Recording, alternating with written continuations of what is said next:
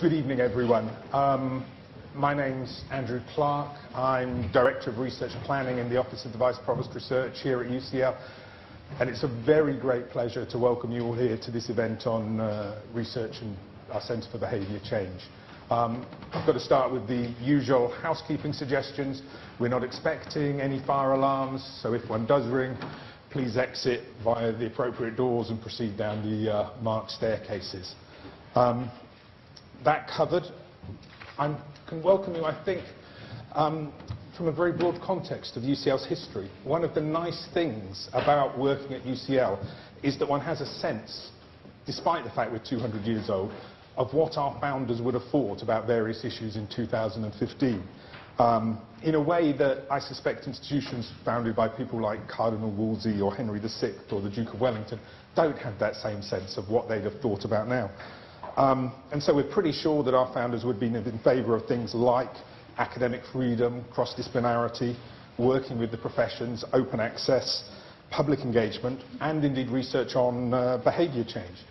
Behaviour change is absolutely central to a number of the issues they wanted UCL to look at, such as health, the built environment, the city, poverty. And indeed, Jeremy Bentham himself published extensively on such matters from a whole variety of different perspectives, you know, be it from prison designs intended to encourage changes of behaviour or underlying ethical frameworks. So that's the good news. This is very much essential to the DNA of UCL as an institution, this set of issues. Of course, the fact that such issues have been around for so long suggests there are some quite deep challenges involved, and they're quite hard to solve. Part of that concerns plurality, the fact that there are many pieces of knowledge coming from many different application areas and many different disciplines. It's not coincidence that we have so many different funders and so many different disciplines represented here tonight, and how the perspectives of and established knowledge from within those different fields can be integrated or connected is unclear and a proper subject for discussion. Obviously, the knowledge around these matters is also highly contextual. How one should change society in Bentham's London is deeply different from what's appropriate to our contemporary context or to other societies around the globe. And that's something that I think gives us another dimension of plurality. And of course, also, these matters are fundamentally contested. There are all sorts of moral complexities about intervening or not intervening in the lives of others, from our perspective or based on our knowledge. All of these are deep challenges. And they're exactly why I'm very pleased to welcome you all here for this event and to be part of our ongoing, nearly 2 centuries old conversation on these matters. And to be honest, I can't see it ceasing to be as important and as significant and as difficult as it is anytime soon. With that covered, I'm very pleased to welcome Susan Mishi, the Director of our Centre for Behaviour Change. And I'll also struggle with getting my microphone on. Thank you very much. Thank you, Andrew. And on behalf of the Centre for Behaviour Change, welcome to this evening's event. For those of you who don't know the Centre for Behaviour Change, we have several aims. The first is, as Andrew said, to bring disciplines together to solve the key issues of behaviour across a whole range of social issues and problems, and also to support the development of expertise and research in behaviour change, and finally to translate that expertise to the wide range of society that uses research in their work. And tonight's event is about funding research into behaviour change, and to consider why funds aren't devoted, or more funds aren't devoted to this area, and what behavioural research funders and also users of research would like to see, and you as the research community. I want to illustrate the current situation in relation to health. In the UK, it's been shown that rates of death within 11 years are 4 times the rate amongst those who smoke and don't follow government guidelines in terms of physical activity, healthy eating and alcohol consumption. In the United States, a study indicated that around 50% of avoidable deaths, avoidable morbidity and mortality in any one year could be prevented by change in behaviour. And that's a wide range of behaviours, which can include driving, ingesting pollutants, sexual behaviour, drugs. And more recently, in 2010, the 3 leading risk factors for global disease burden were high blood pressure, which can be substantially lowered by changing behaviour, smoking tobacco and alcohol use. So, given the centrality of behaviour change, I've just taken the example of health, but I think the same case can be made in many different domains. How much of the health research budget is spent on prevention and specifically on behavioural research? Now, we have some data to inform this. In 2006, the UK Clinical Research Collaboration conducted an audit of how health research funding was spent. They used 8 categories, one of which was prevention. I'll come back to prevention. But to give you an idea of one of the biggest categories, 34% was spent on investigating etiology. So, a thought experiment, what percentage do you guess is allocated to prevention? I'll give you 2 seconds to address it. The answer is 2.5% on prevention. Within that category of prevention, how much do you think is spent on behavioural research? Okay. The answer is 0.5%. So that's 1/20th of the 2.5%, i.e. about 1,000th of research funding on health in the UK went to behavioural research. That was back in 2006, so even if we think it's doubled now, it's still a tiny proportion. So why is this? Is this because research funders don't recognise this area as a priority? Or is it that behavioural researchers are not submitting strong enough research proposals or are not sure where best to submit these? So these are the kind of questions that stimulated this evening's event. And I hope by the end of the evening we will have more clarity on these issues. We thought it was really important to have contributions from both those who use behavioural research and those who fund research. And many of you in the audience, I'm sure, are actual researchers. So we will have at least a 3-way dialogue, if not much more than that. The timetable is quite tight, so I'm going to be in charge of keeping people to time. So my apologies to speakers if I'm unduly draconian. But the reason will be is to give all of you the maximum chance to ask questions and make your contributions. Very importantly, this will be followed by drinks, and most of the speakers can stay. So do stay, and any questions or issues that aren't covered in the formal part, we can pick up after that. So, with that, I would like to introduce the first of our 2 speakers. I'm not going to give long introductions because the programme has biographies about all the speakers and because of the sake of time. But I'm delighted to welcome Chris Norfield as our first speaker, who's a public health strategist in behaviour change for the London Borough of Hounslow. Chris, thank you.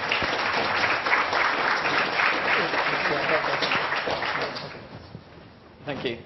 So I'm going to talk briefly about my experience from working within local authorities using behaviour change research and also identify some future needs for local authorities when we're looking at this area. Now, I work within the public health team, and pretty much all of our areas of work will utilise behaviour change, whether we're looking to try and stop people smoking, support people with healthy eating, or being more active. However, across the council, there are many different departments who are all using behaviour change research in different ways. So this year we've seen examples where we've worked with the waste and recycling team, trying to increase recycling, looking at trying to support trading standards, to support the regulation of parking, and also the council tax team, who are looking to increase the number of residents who sign up by direct debit. Each of these different departments are using different behaviour change techniques to try and achieve their outcomes. And in a time with unprecedented tightening of funding within local authorities, it's never been more important for behaviour change research to be implemented effectively. So how do local authorities actually use research on a day-to-day basis? Well, broadly speaking, officers will first of all look to national guidance, advice or quality standards to seek that broad view of the evidence around their topic area. And organisations such as NICE or Public Health England and Department of Health within the public health arena do that very well for us. It's really useful because on a day-to-day basis, officers simply haven't got the capacity to keep up to date with the most recent research or developments. So we look to organisations such as Public Health England or NICE to provide these guidance. Now these will be quite broad guidance around the type of interventions that could be useful and the type and what the evidence says about interventions that could work. However, what is really strong within local authorities is a peer-to-peer network. So often what you'll find is officers actually look to other authorities to see what they've been doing to address the same kind of issues that they're looking at. And case studies from other authorities are actually probably one of the most powerful ways that interventions, services or policies could get replicated elsewhere. Now, this certainly is not the best type of evidence, but it's very powerful in motivating council officers, at least in looking at the kind of issues that they're going to start to try and address. And it's also useful to identify that actually lots of good practice that goes on in local authorities isn't always then put into place and published as academic research, because often the good practice will take place and it won't be properly researched. So actually working with local authorities on a peer-to-peer basis can be very useful. But once we've taken those two areas, the task is then for officers to look at their local population. How can we best implement behaviour change interventions to address the needs of our population?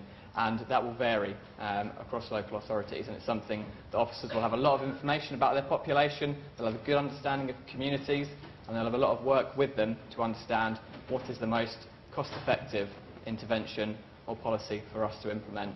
They've also got to take into account their budgetary restrictions and the political influence of elected council members. So that's where the local officers have that role. So moving on to some potential research needs in the future around behaviour change. As I said, council officers will know quite a lot and have a lot of data around the makeup of their population and their communities. So when we're thinking about behaviour change interventions, if we're able to say what is the difference in effectiveness amongst different groups, whether that's age, gender, ethnicity or socio-economic status, that's going to be something that's going to be really powerful for local authority officers to then be able to apply interventions in the most cost-effective way to their local populations. Now, this is something that I think is still quite a way off, but this is certainly an area that would be useful across a wide range of topics. Because at the moment, we certainly need to start looking at testing what works. Within local authorities, it's very, very hard for us to predict which behaviour change interventions will be successful and how successful they might be. So there is a slight shift. It's only really just started, but we're trying to move more to a bit more strategic trial and error with our policies or interventions. And what this means is we're trying variations of policy or services to test what works in the local context, and then being able to develop what works and upscale that and deliver it to a wider population. So we've got a good example where this has been applied within Southwark, another local authority within London. So this is about applying a robust methodology to service evaluations, rather than saying with every interventional service we're going to be able to do a full-on randomised control trial. So what they've done in Southwark with the NHS health checks, they're looking to increase uptake of the health checks using an improved letter design and text message reminders. So what they've done is they've built into the service the data that's collected routinely is able to be analysed in partnership with an academic organisation, and they are testing variations to the text message, variations to the letter, with small cohorts within that service. They're able to find results relatively quickly, and then iterate that and move on the successful versions, and then change that. So it's a way where they're able to do that on a relatively quick day-to-day basis. And this is an area actually that I think is ripe for partnerships between academics and practitioners. It's this quick research which is able to influence service delivery within a financial year, rather than looking at a longer period around research. And just a couple of other thoughts on potential areas for research. Certainly within public health, we started to look more at digital delivery of interventions. With public health and all local authority budgets being reduced, there's less resources for that traditional face-to-face services. So we want to move towards using more text messaging, online, automated or semi-automated behaviour change processes. But how effective are they? How cost-effective can they be? Can they fill that gap? that's an area where certainly there is scope in the future. And two other thoughts around potential research. So looking at combining behaviour change techniques, local authorities have got lots of levers that they can use to support their behaviour change programmes. But what combinations might be most effective? And again, what might be most effective? We want to be applying the right levers at the right time to get a behaviour change, which will be the most cost effective. And fifth, so this is particularly around public health, addressing multiple behaviours. Quite often we'll see residents who might need help to stop smoking, to be more active, to eat healthily. But how should we address them? We broadly know now that we shouldn't try and get them to change everything at the same time. But is there an ideal way to get them to change their behaviour in sequence or working together? So these are other key issues that I think are interesting for local authorities. But if you go to local authorities at the moment and you're looking for the one thing that they'd be most interested in, it's that thing that I've mentioned a couple of times. It's what's going to be most cost effective for me to apply. And at the end of the day, that is going to be something that really drives the bottom line. So we're also interested in what works for who. And for those behaviours that aren't the one-off behaviour change, these are the long-standing ones, what has long-lasting effects? And that's something that we haven't really got a very good evidence base at the moment. But with that, I'll say thank you very much. And I'll pass on to the next speaker. Thank you.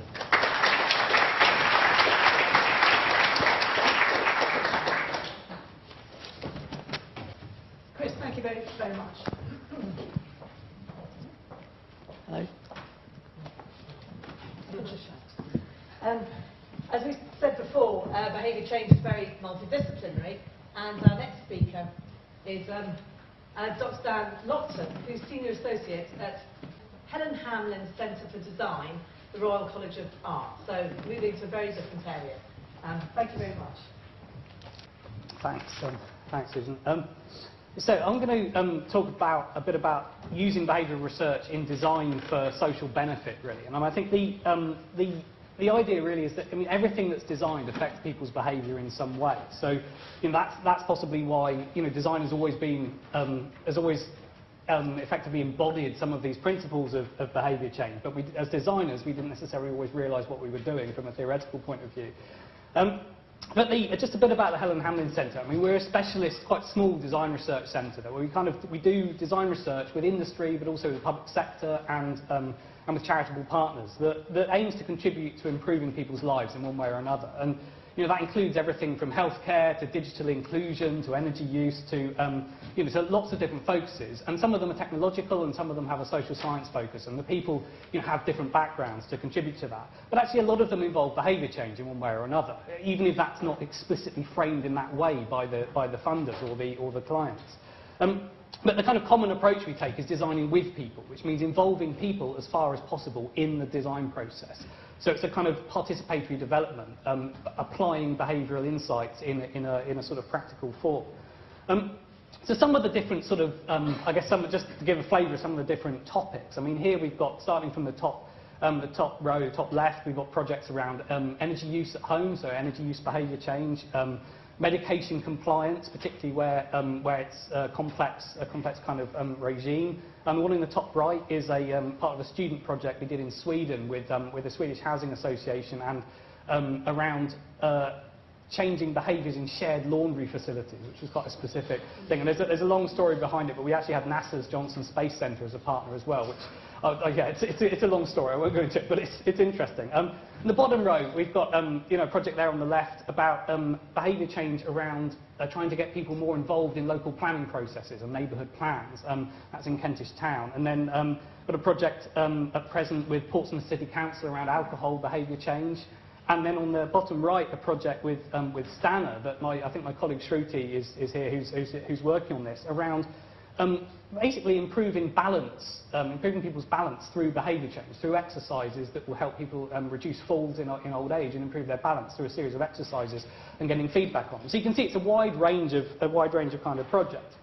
And this is just an example of something we're going to be testing quite soon. Is an audio feedback home energy monitor that draws on various principles and kind of participatory development with householders, but it uses some of the principles from sort of things like improving the salience of feedback, and also some things around researching people's mental models of complex systems and how that affects their behaviour. So you can see it's quite a wide range of things. I mean, this involves technology and prototyping and sort of iterative evaluation with people.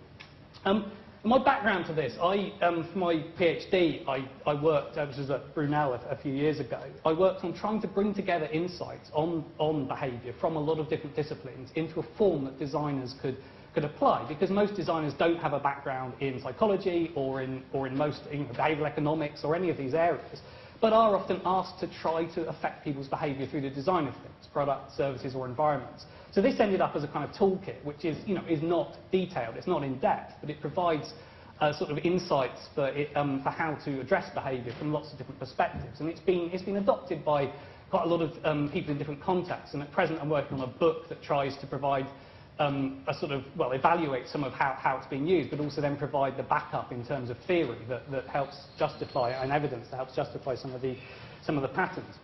But this also led to a project last year funded by the AHRC, only a small project that was working with researchers in the UK and also in the Netherlands, where there's quite a lot of research on design for behaviour change. We worked with SMEs and service providers on trying to see actually how do they apply insights from behavioural research in practice as part of an innovation process, and how might they do it better, and what are the barriers for that. So we ended up there with some recommendations around sort of translating some of the insights from behavioural science into forms that are more practically applicable by small businesses. So that project hopefully will be a successor project that develops that further.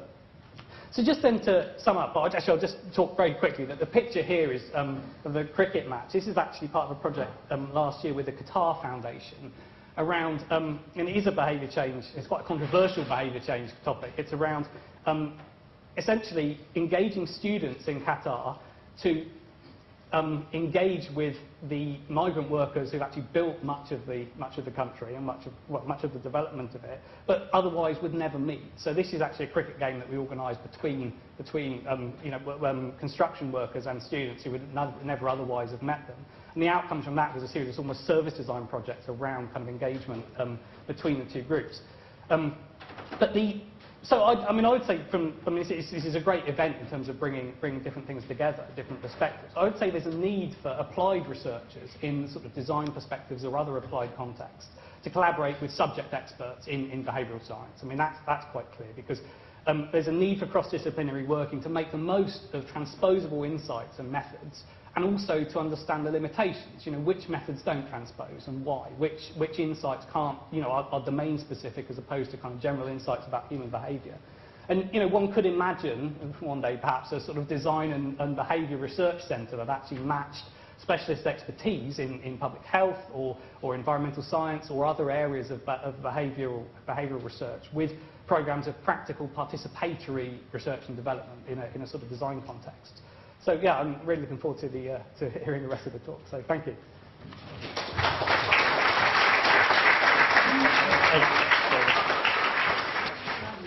The two first speakers have been so disciplined, we have a bit of time for questions. So, Chris, do you want to come up in case people have questions? So, do anybody have questions or comments on those first two fascinating contributions? You mentioned a toolkit. Could you just explain a little bit more about that? I mean, it resolved in the end into a kind of set of cards, each of which has an example of a particular principle from different disciplines. So some of them are from different areas of psychology, some are from behavioural economics. I mean, not in detail, but with an example of how it could be applied or has been applied through the design of something. So it's almost a kind of set of provocations, perhaps. I mean, it needs a lot of development still, but if that makes sense. We've got one up there, and then you. Top there. Okay, can you shout? Have you got live voice? Okay, shout. It's a question for Chris. It sounds like in Hounslow there's an appreciation of which was perhaps on the family. Do you think that's widespread across local authorities, or are you kind of, do you still have something? I think it's certainly there are a few local authorities which I've spoken to are using this around public health. Hertfordshire are really looking at it, and a couple of other London boroughs and Coventry as well. There's some good expertise and good examples, but I think it's something that we need to build the evidence about how it works, and it's very useful for me to be someone who's looking at behaviour change without being tied to a particular service area or topic, because then you very quickly get caught into the day-to-day running of a service. So being able to take that kind of step back and strategically look at behaviour change and applying behavioural insights to different services. So I'm very keen that kind of my work with the public health team and also across the council is something where we can build some evidence around how we've been effective. And certainly the other thing around my work is trying to educate and support other officers to take on the relatively simple kind of principles and processes around using applied behaviour change, and enable them to take that forward without the need for kind of one-on-one support all the time. Thank you very much. We're going to go on now to the next section. So I think it's very helpful to have had these two perspectives from design and health as to how research evidence is being used in practice and how it's being implemented. We're very fortunate that speakers from the Wellcome Trust, from the MRC, the ESRC and the EPSRC all agreed to come and speak tonight about their funding strategies and procedures and perspectives. So I'd like to welcome the first, which is going to be a double act, Jennifer O'Callaghan and Paul Woodgate from the Wellcome Trust. And it did say that Jimmy Donaghy was going to be speaking, but he had to go to a meeting in Paris today to discuss Ebola. So I think we accept his apology. Thank you. Thanks, Susan. So my name is Jennifer O'Callaghan. I'm a Science Portfolio Advisor in the Population Health Department of the Science Funding Division of the Wellcome Trust. We have a number of funding divisions, so just to make you aware of that.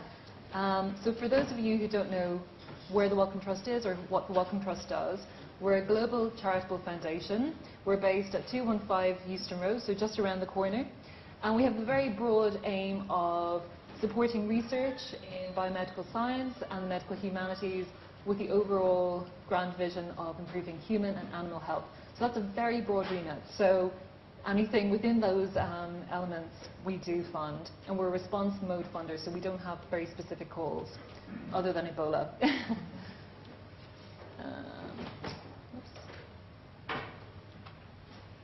So how do we support this type of research? Well, we have funding mechanisms to support scientific researchers across all areas of their career spectrum, so MScs, PhDs. Then we have fellowships which help early and mid-career researchers with personal salary support as well as research costs. And they're quite flexible in duration and amount of funding. And then moving up the career trajectory, we support mid-level and senior researchers through investigator awards. And then for people who are at the stage where they want to put together a strategic program of research, we also have strategic awards which have, they can be for several £1 million or up to about 5 years in support. So I'm not going to go through all of these because I don't have time, but I would say if you have any specific questions about any of these schemes, do email me, because they're not very intuitive, they're quite confusing. So the one thing I do want to make all of you aware of here tonight is that we've had a refreshed funding framework recently launched at the Trust. So a few of the changes that have been taking place are in the People Awards, new and senior investigator awards have been merged. So people weren't necessarily seeing themselves as senior investigators when they thought they were new investigators just because of age and things like that. So we'll kind of decide for you, and broadly speaking, it's now been branded as an investigator award. A great thing that I think everyone here will probably welcome are a seed award. So supporting people who have an innovative idea, they need a small pot of money for a small amount of time to prove that they have this great idea that they can then go on to leverage more funding in time. So I think that's a great thing. So about £100,000 for up to 2 years of funding. And then another great thing for this sort of behaviour change work are the collaborative awards. So supporting interdisciplinary work between teams of people working on the same topic but coming at it from different angles. So that hasn't been launched yet, so watch this space. Towards the end of this year, those will be coming on board. And we also have portfolio awards, which is to support a portfolio of research projects which have all got similar aim, and they haven't been launched yet either, but towards the end of the year they will be. So I wanted to make you aware of that. So when you apply to us, what do we look for? Well, we look for the people or person, the place and the project. So with regard to the person, we're looking at track record. With regard to the place, is it the right place for you to do that type of research? And with regard to the project, is it relevant? Is it innovative? Is someone else doing it? So we want to make sure that you have done your homework as well. One thing I would say with regard to this audience, your behaviour change researchers, we're response mode funders, so we don't have a specialist behaviour change panel. So when you are writing your application, whilst it will be peer reviewed by people in your area of research, you do need to write for quite a generalist panel of scientists and lay members of our expert review groups, interview panels and scientific committees. So thank you. I'm going to hand over to my colleague from another division. Thanks very much, Jen. So probably a lot of what I'm going to say in the next couple of slides is very much going to reiterate some of the things Jen has said, but it's really to emphasise the breadth of the Wellcome Trust's interest. That my name's Paul Woodgate. I lead on our Society and Ethics funding stream, and until very recently this was really just a bioethics funding stream, but now we have expanded our interests out to consider proposals from across the social sciences where they are relevant to health and well-being. So the exact wording that we use on our website is fleshed out here, and certainly the possibility of doing more research on health behaviour was certainly one of the things that was foremost in our trustees' minds when this funding remit was expanded. We've done a very similar thing with our medical history funding stream. That used to be just medical history. Now it considers proposals from across the humanities as they relate to health and well-being. I won't spend long on talking again about the types of funding scheme we've got. We've got a very similar full portfolio of funding schemes to our population health colleagues, and it's probably a good opportunity to say that if you've got a proposal that you think sort of falls a bit between disciplines, you're not sure which part of the Wellcome Trust would be most interested, don't be afraid to sort of make an informal inquiry to us, and we'll sort of talk amongst ourselves to try and figure out what the best route for you might be within our funding structure. I'm just going to pluck out 3 examples of research we either funded recently or are presently funding, just to sort of illustrate our interest in this sort of thing from a social science perspective. So the 2 examples I've got up there, and David Ruby, who until recently, Queen Mary University of London, a project looking at the application of European and North American health interventions in East Africa. This was particularly in terms of reducing tobacco use, how it works in practice, sort of interventions conceived by the Gates Bloomberg Foundation on the ground. So he was sort of looking at it from a sort of sociological human geography perspective. And I've also got a picture up there of David Stuckler, a political economist of public health, who does quite an extensive project on examining relationships between mental health indicators and welfare spending across 27 EU states. One project we funded very recently that's just completed, who I've not got a picture of on here, is Teresa Marteau from Cambridge University. We funded her project on incentives in health, a project exploring the desirability and effectiveness of providing material incentives for people to change their health decision making. A couple of examples that spring to mind from that project: there was a case study on reducing smoking during pregnancy. There was a case study on encouraging people to go for chlamydia testing. So we have already funded research from a sort of more of a social science perspective on health behaviour, and we're very open to receiving more proposals. Whilst adding the rider already mentioned by Jen, that we're mainly a response mode funder, so if you propose something to this stream, there'll be people from across the social sciences with a range of interests who will be making decisions. So really just moving down to the last slide, which I think is the most important here, that we are very happy to have informal contact. We've left some of our business cards here, but also you've got our email addresses and what have you, and our website if you want to get in touch with us further. Thank you. Thank you.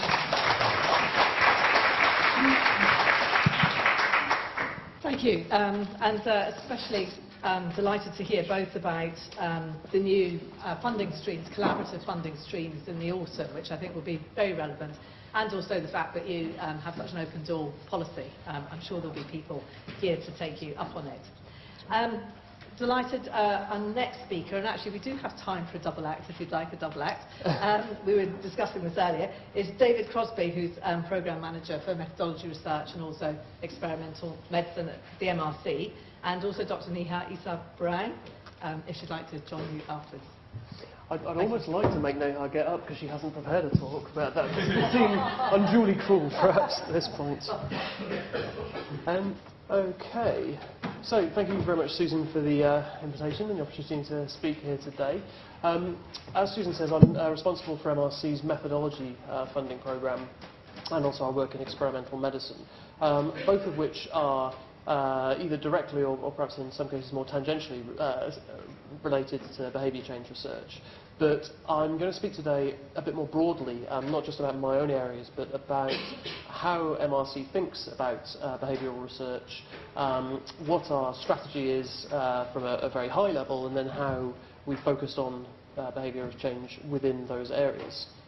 So, very top level, MRC's mission is to support good science, to train and produce the next generation of researchers, to advance and disseminate that knowledge, public engagement, but also to translate the product of research into tangible impacts on human health, on the way health services are conducted, and on economic productivity is also sort of part of our mission, so to support research which makes an impact in the health of the UK, but also its wealth.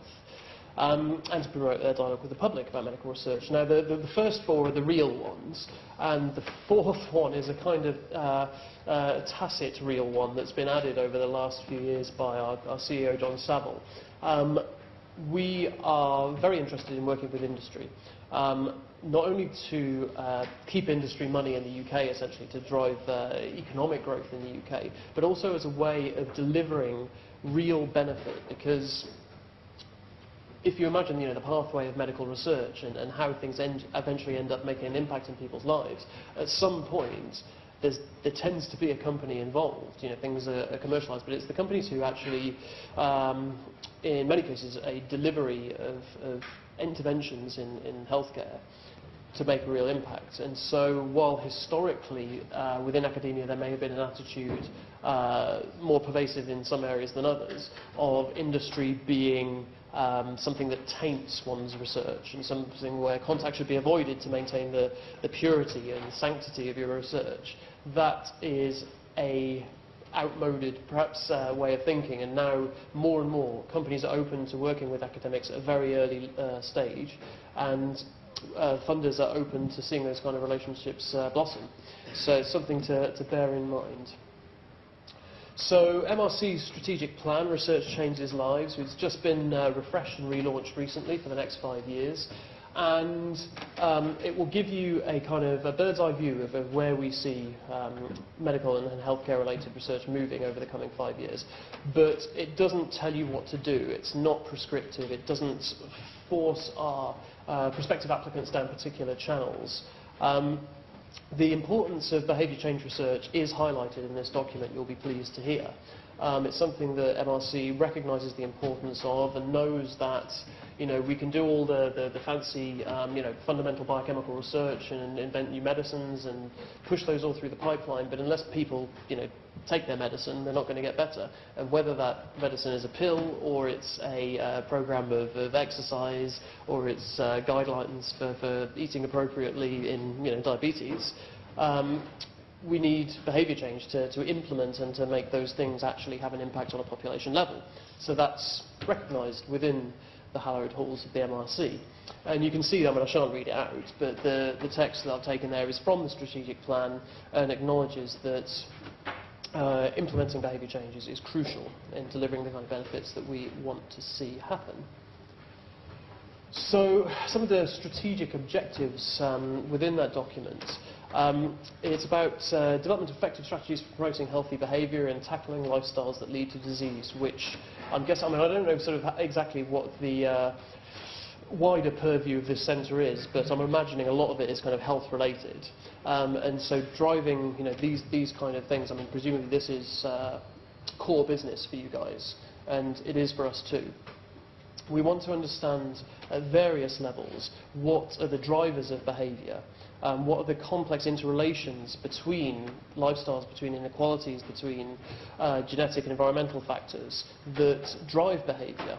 And if we can understand what drives behaviours, then we can intervene in changing those behaviours in a more rigorous and theory-based way.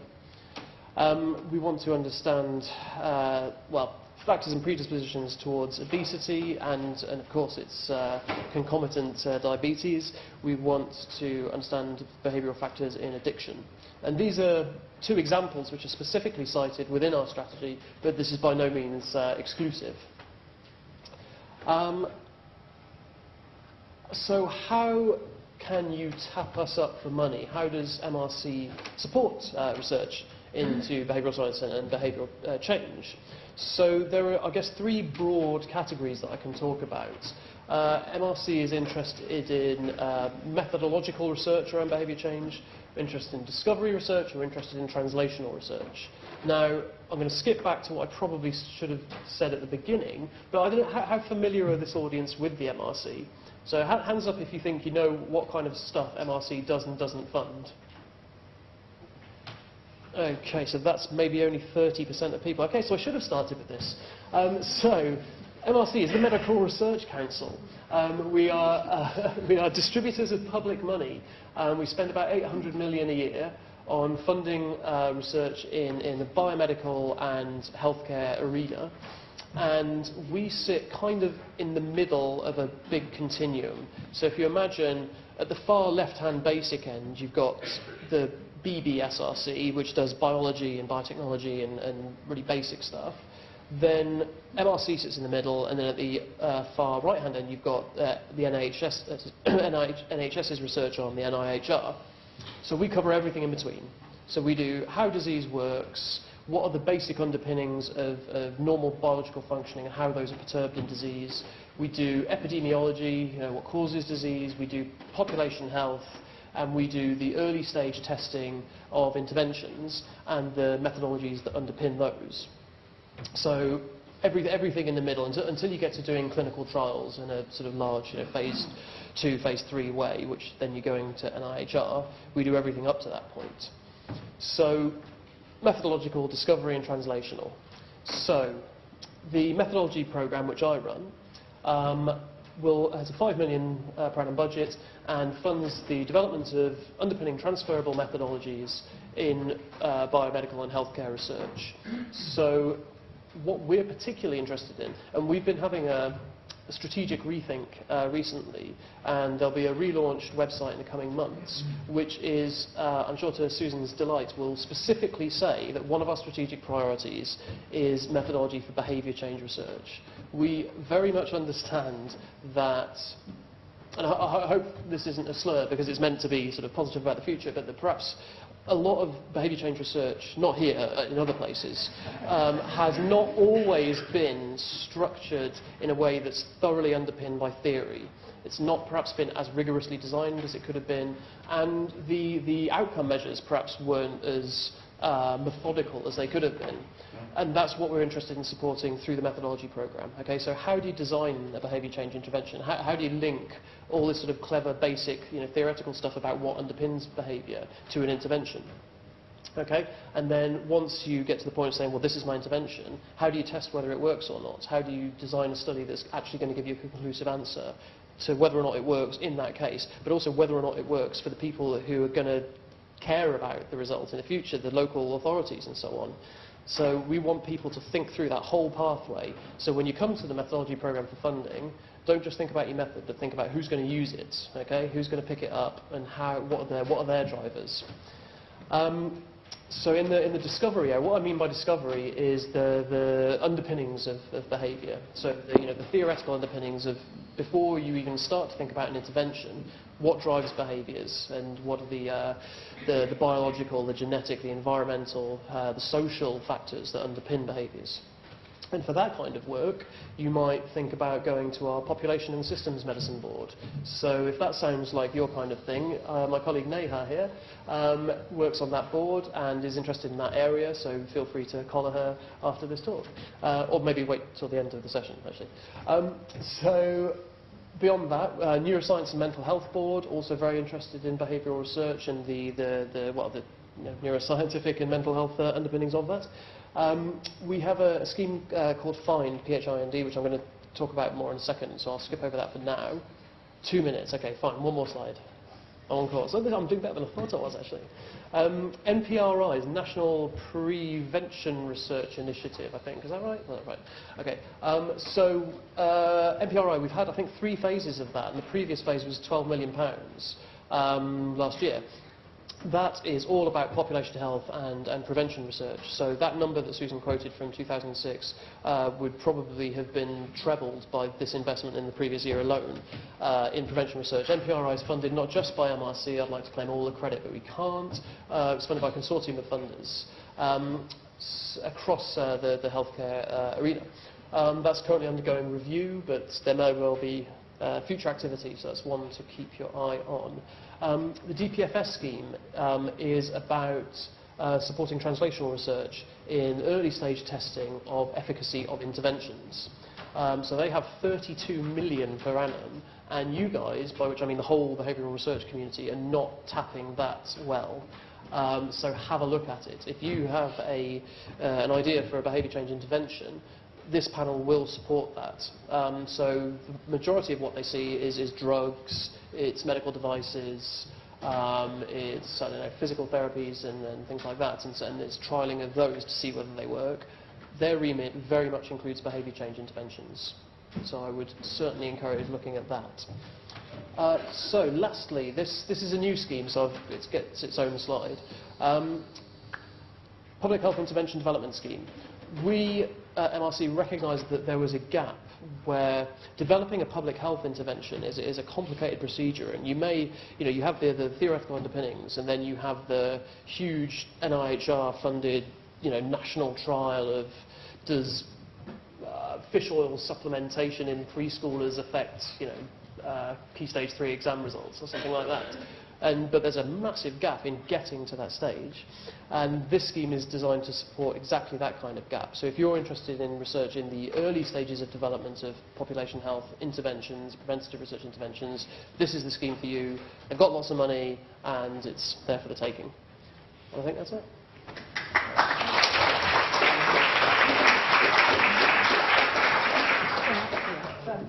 Yeah, we've got time now for questions or comments to the last two speakers. Yeah.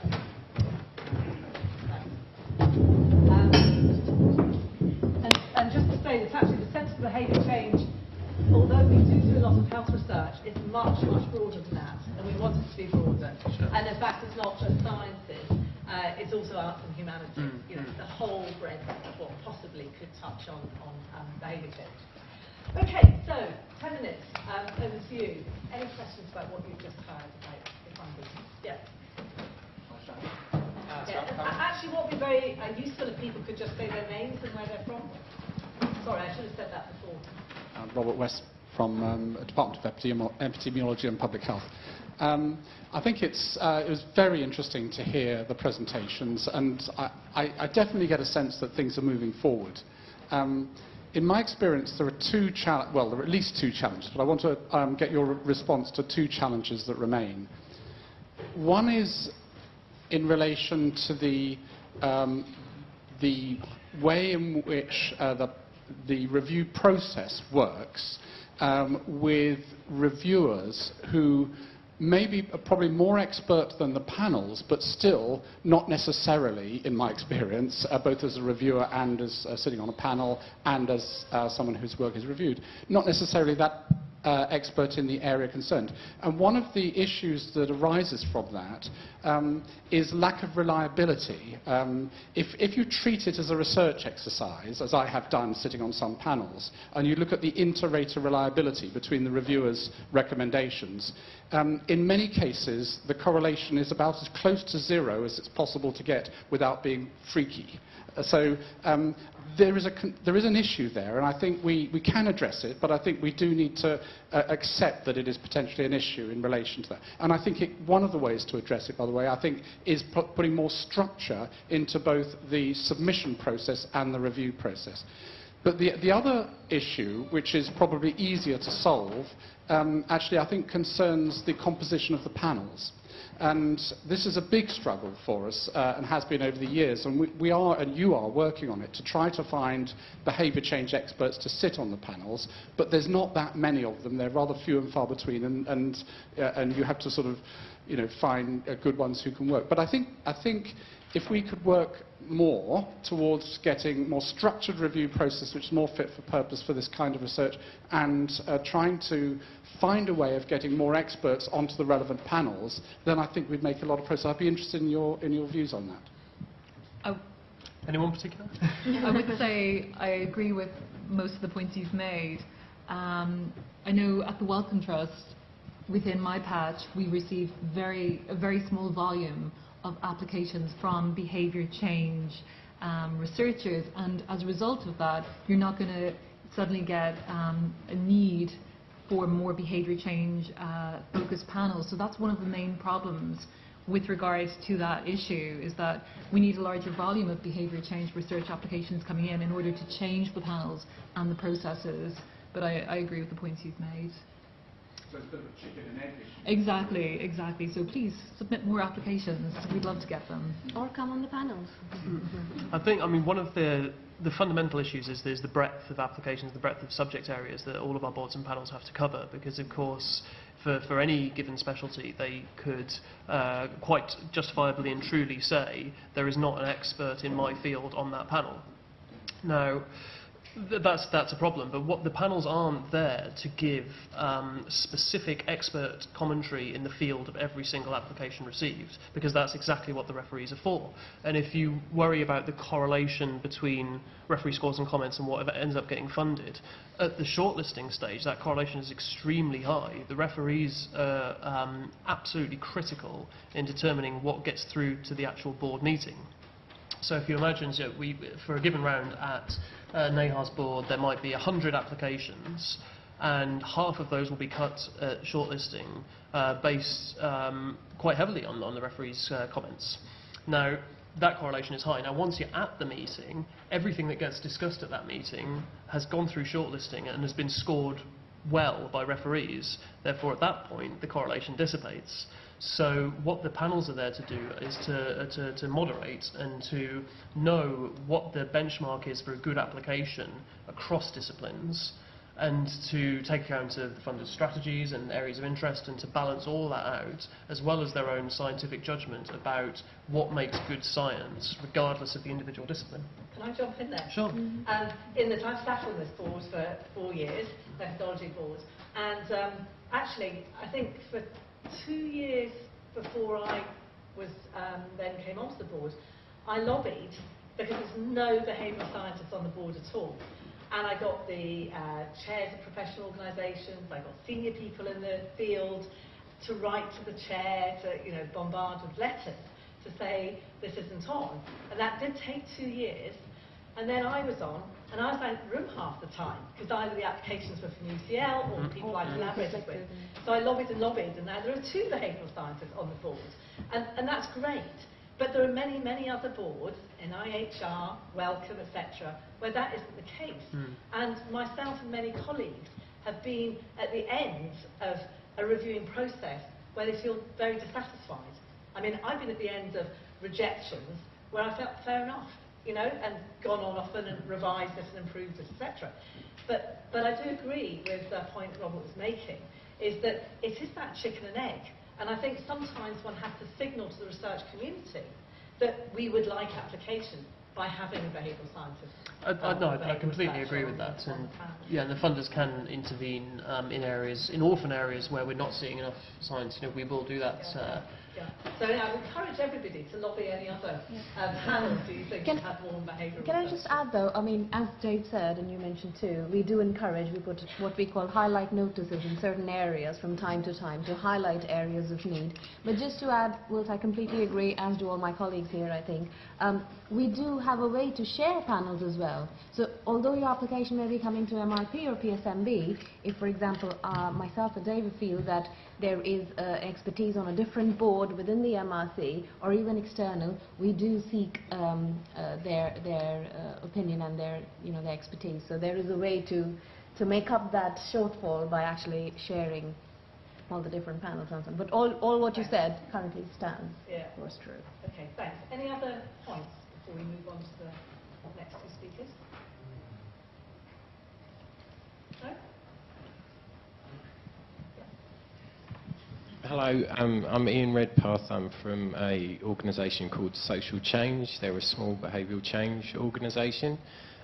Just coming at it from a sort of non-academic point of view, some of the time if you're working on smaller interventions, you're often sort of trying to cobble together a sort of test procedure which isn't rigorous in terms of an academic sense, but you know you need some evidence. Are there any sort of funding pots out there that sort of support that sort of pseudo scientific approach?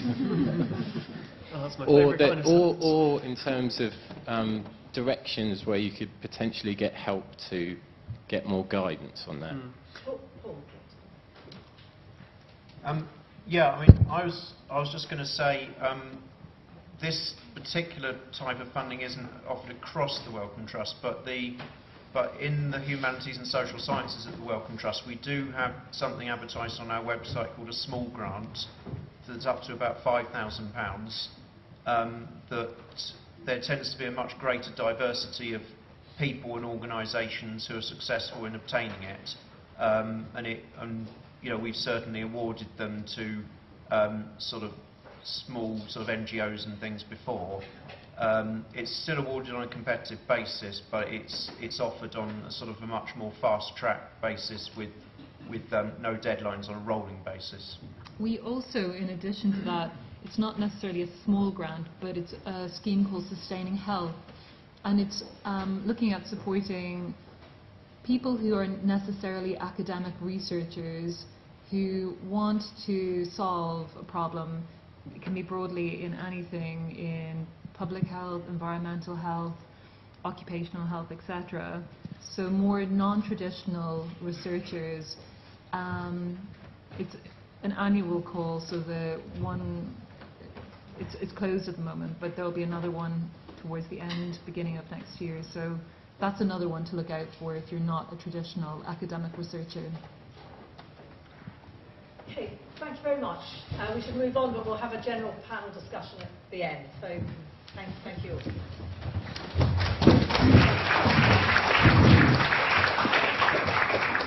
So we're now moving away from health to speakers from the Economic and Social Research Council and the Engineering and Physical Sciences Research Council.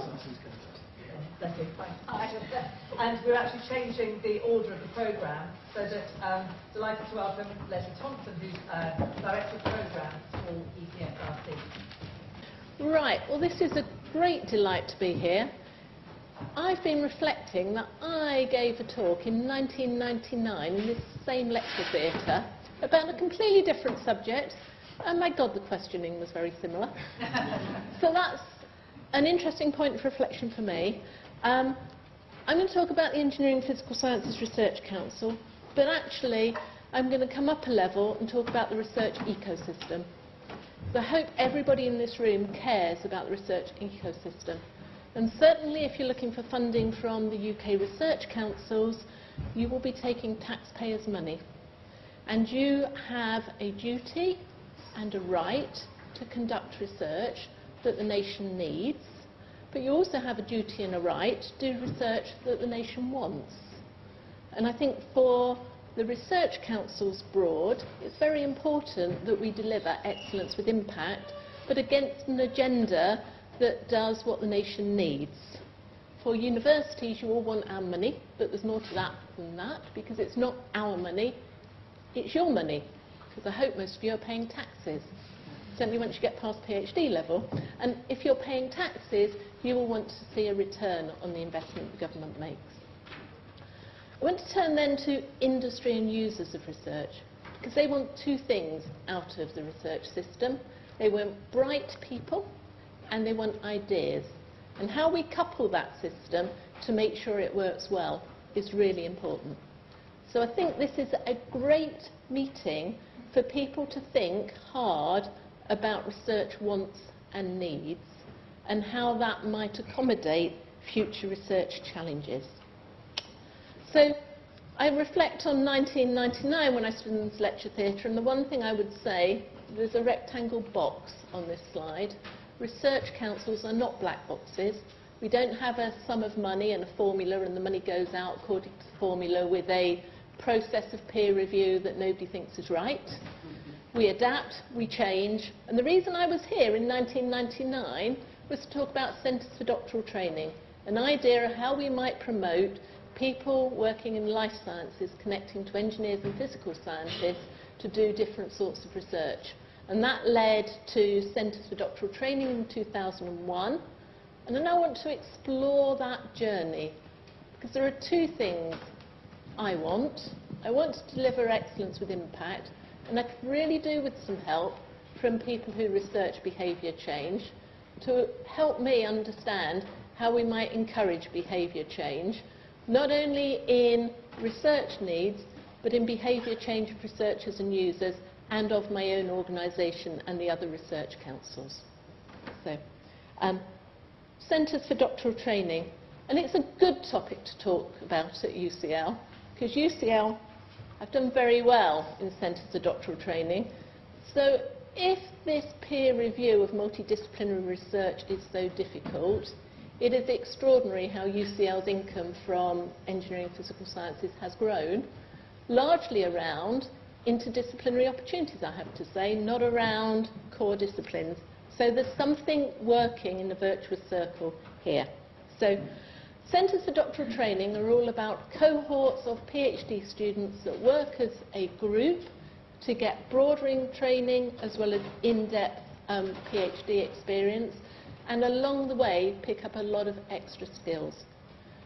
We started Centres for Doctoral Training with 2 in 2001. We then, given the outrage, not least at UCL, when in the first outcome from peer review, UCL did not get one, put our toe back in the water and funded another 5 centres in 2002. The outcomes from those centres were so encouraging that in 2006, Council decided to, across our whole remit and beyond our remit, fund a set of Centres for Doctoral Training. Council was so impressed with what was coming out of that, and I have to say the universities and users have been incredibly supportive of what's coming out of Centres for Doctoral Training, that in 2013 we launched a call for Centres for Doctoral Training, working in partnership with all the other research councils. So we scoped up the call, we talked to all of the councils about where the priorities with training were, and came up with a broad call for proposals. And it didn't exclude areas that we hadn't identified in the call. So one of the ones that UCL gained was not in the call, but there was a brave researcher who had the tenacity to carry on with their own commitment and put a proposal in, and it was funded. So we invested 350 million in Centres for Doctoral Training. Well, that's what we were anticipating on doing. But actually we had 357 outline proposals in. That was stonking. We interviewed in 1 week, using multidisciplinary proposals, 177 groups across the university base. And that gave us 140 fundable centres across a huge spectrum. We had the money to fund 72, but we then came back and negotiated with universities. I had the joy of negotiating with David Price and Andrew, but as a consequence of that, we managed to gather enough money together to extend from 72 to 91 centres, and then went back to the government and showed the great leverage, the great opportunity space and what we'd be losing, and managed to persuade the HM government taxpayers to invest another 106 million. We now have 115 centres for doctoral training, and that's a huge resource producing really stunning people for the future of the UK, but also providing opportunity space for people doing research to interact with other people around thematic areas of centres for doctoral training. So we're now supporting 4,500 scientists and engineers through their PhDs. We've put in total 500 million into the CDTs. We've bought in £450 million of leverage. Anyone who's interested in behavioural change in the areas where we've got centres for doctoral training, and there's quite a lot at UCL, go and find the director of those centres, because that's money that's out there and they're looking for projects to deploy people in. Okay. So I then reflected on the journey I've been on over the last 10 years and how research has maybe changed. And I think this is quite important in this context. And as an organisation 10, 15 years ago, we were largely project funded, and we were largely interested in funding 3-year grants, and another 3-year grant, another 3-year grant. But we had a well-described process for doing the peer review, and everything was hunky. But that really wasn't delivering to the research agenda that the government and the taxpayer had. We weren't really covering the space on enough interdisciplinary research. We weren't covering the space on the issues with energy research or with the digital economy research. We had great computer science, and Anne's in the audience, but getting the connectivity between human factors and computer science was a bit of a struggle.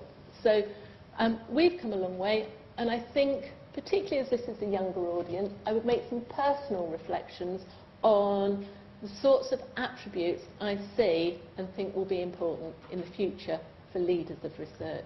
So an ability to nurture, not that beat everyone past the bar, I'm going to get there first, I want the money, to network. And I think this centre is a great opportunity to think about networking across UCL and beyond. Influencing. We've already heard how somebody bombarded the chairman of a panel. There are soft influencing skills as well, but thinking about how you influence others, not just put your proposals in, I think is really important. Connecting to others. If this centre doesn't connect to the great wealth of research challenges that you could help with, that would be sad. Soft power. People who are prepared to be naive. Very often when you're working on challenges in research and things that aren't in your own discipline, those people who are comfortable asking the how questions, or can you explain, really mark out as a successful track record, rather than those people who know everything and don't need to talk to anyone else. Take risks. At some stage in your career, you should be a risk taker. I think it's easier to be a risk taker very early in your career or towards the end of your career. But remember to be a risk taker. Have passion. Nobody wants to meet somebody who isn't enthused and excited about their research and can tell you why it's important. And I sit next to dinner sometimes with people who don't have any of that passion, just want to tell me everything that's wrong with the system, without ever telling me what great stories I can replay to the Treasury about brilliant research we funded. Contribute to the greater good. Think about how your actions can't just benefit yourself, but can benefit other people. I think that's particularly important if you ever get asked to do a peer review activity for us. Don't put your narrow-minded hat on, put your wide-brimmed hat on. And think about the role going forward of individual researchers and team players. And how do you want to position yourself, and how is this centre going to position itself? So I've seen a sea change in research in the last 10 years. Increasingly, I think, and Adrian and I work very closely together, there are very few technological research questions where very quickly we don't come upon where's the social science angle? That's natural now in research councils, although I know to the outside world we appear like a black box. As investors, we must step up to the agenda, and we're here and we're prepared to set up to the agenda. It's unusual, actually, that Adrian and I and MRC share a platform, because normally one of us speaks on behalf of all of us. Taxpayers and users of research must articulate future needs. Very powerful when users of research, like local authorities, identify what's important. The researchers in this audience must be brave. Universities, and UCL is very good at this, must support. And I think all of this is too important to leave to chance. It needs a collective endeavour. I think the funders stand ready to make that collective endeavour. But actually we need other people to come along with us. And any insights this centre can give us in, other than putting money in front of researchers, how we can elicit behaviour change to work on a forward-looking, excellent with impact agenda that matters to the UK, then I would love to engage with you in thinking about that, because at the moment I have to work out centres of doctoral training. We started the thinking in 2000 and it took us till 2014 to go broad with it, because we had to convince all and sundry that any perturbation from the traditional way of doing a PhD was anything other than completely foolish. So I need your support. I'm ready to listen to your wants and needs, but collectively this is too important not to get right. Thank you very much.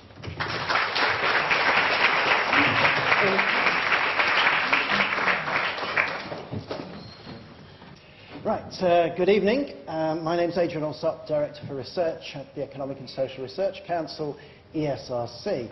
I'm very conscious that I'm the last speaker, so I'm going to try and keep you awake, but not go on too long and keep you away from your wine. So, ESRC in a slide. We are one of the 7 research councils, all concerned with excellence with impact. We unpack that a little bit to have a value which is about quality, impact and independence, because independence of research in the social sciences is very important.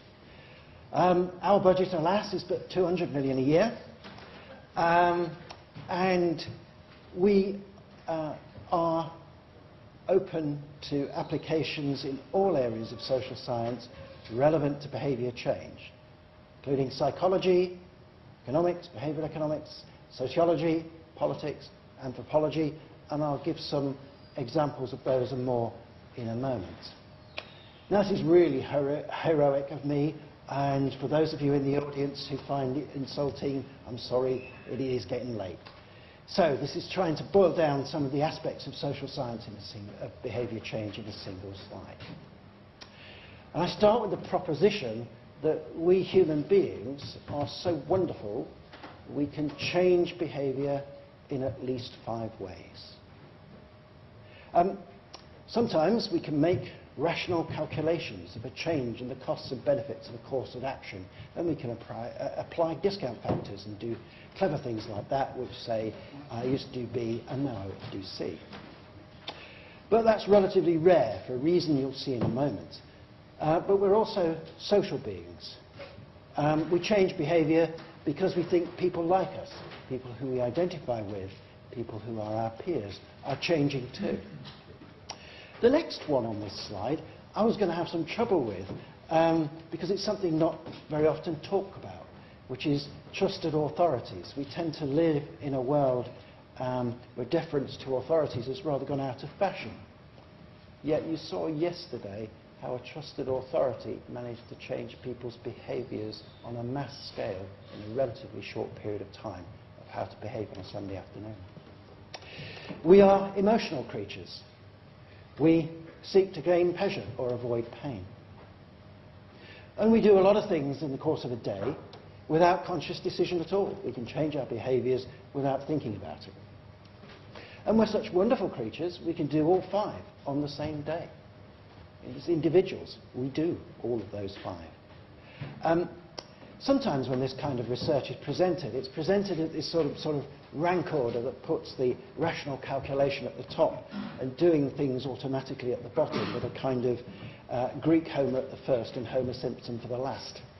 But no, it's not like that. There are times when each of those may be the most effective way to secure behaviour change. And of course they get mixed up between them, as was mentioned earlier. So I don't expect you to read this, just give you a sense of the sheer complexity of the calculations that we may not all be able to do quantum equations, but we can all do clever things.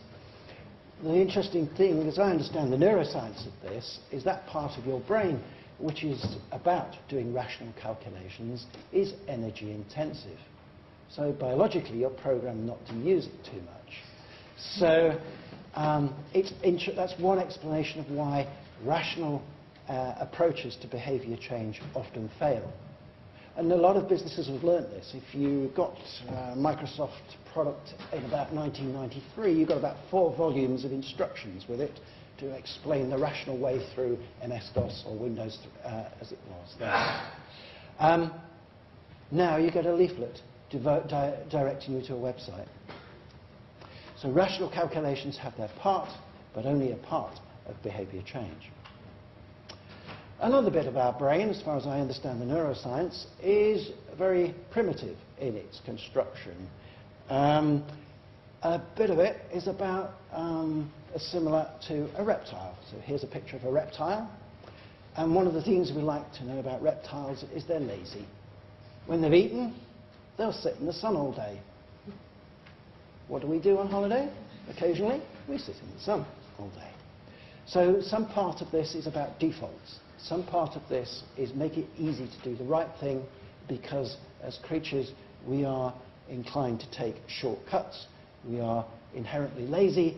We can't get away from that. It is part of our makeup. I mentioned emotions. Now, businesses have known for a couple of centuries, and probably a lot longer than that if you can tie people's emotional connection to a product, you can shift more of that product and make more money. And that's just an example of a current marketing campaign for coffee. I'm not sure why people think actors make better coffee than baristas, but there we are. You can see this in all sorts of advertising. But there's a flip side to this, which is social marketing. There's a lot that can be done in terms of persuasion for behavioural change through social marketing messages. And to get deadly serious for a moment, part of the messaging about Ebola in urban areas in the parts of Africa infected has been about using local musical chimes and rhymes to suggest a message as to how to react when you come across a body in the streets. And indeed, to be deeply serious a moment, I want to reflect on the experience of our anthropology colleagues, some of them funded by Wellcome, some are funded by ESRC, in the recent crisis. This brings out to me some of the inherently interdisciplinary nature of research on behavioural change.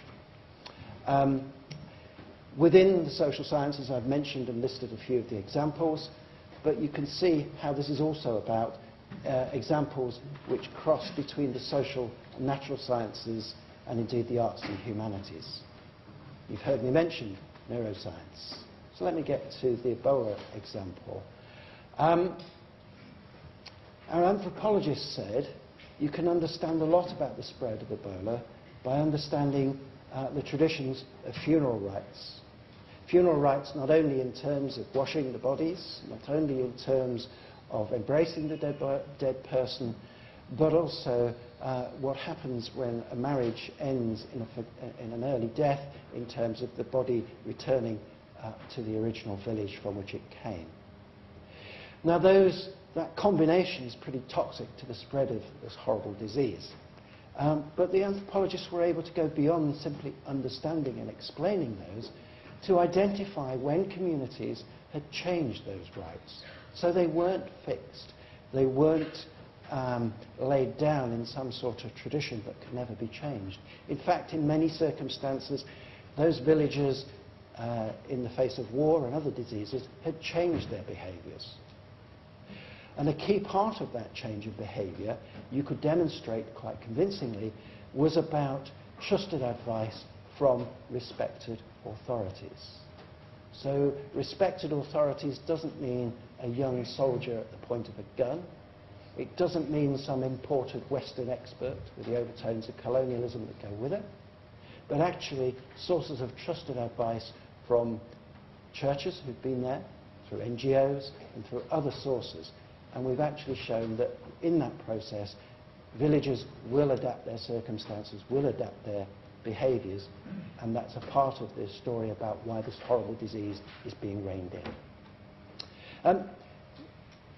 Shifting gear, ESRC is already practicing what it preaches and putting some, for us, major resources into the cross-disciplinary science of behaviour change. We have a network at the Universities of Nottingham, Warwick and East Anglia, funded till the end of next year, under Chris Starmer.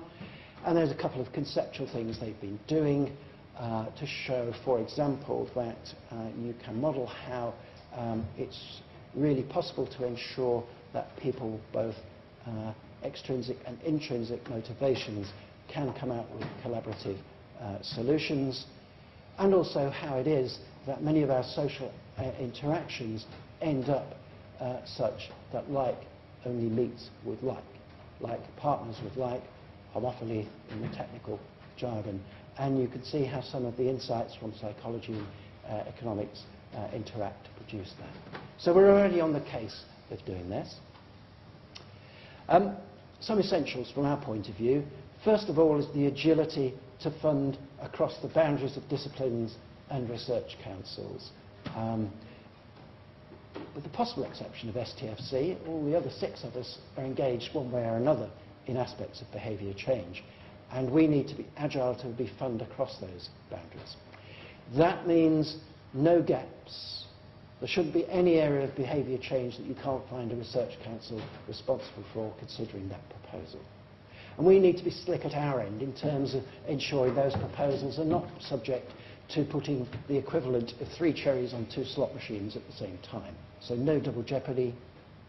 Although money's tight, in most of us at least, there should be nothing about passing the parcel between research councils that we can't find a home.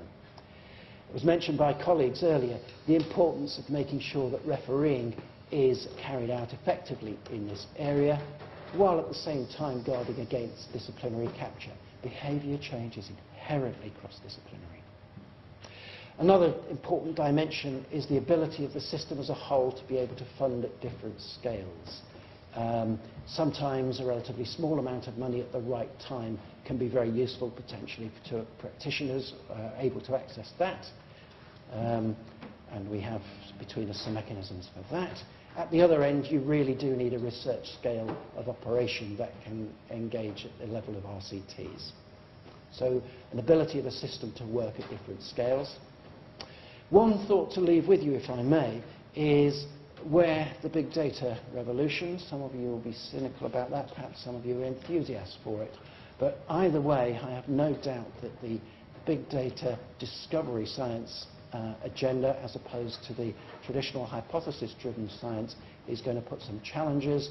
We ourselves hope to put some money behind that before too long in exploring the role of social media in behaviour change, and so that's another little teaser for some of you as to what's coming up.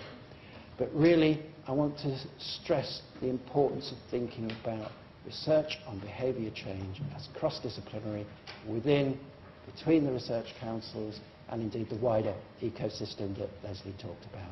Thank you for your time.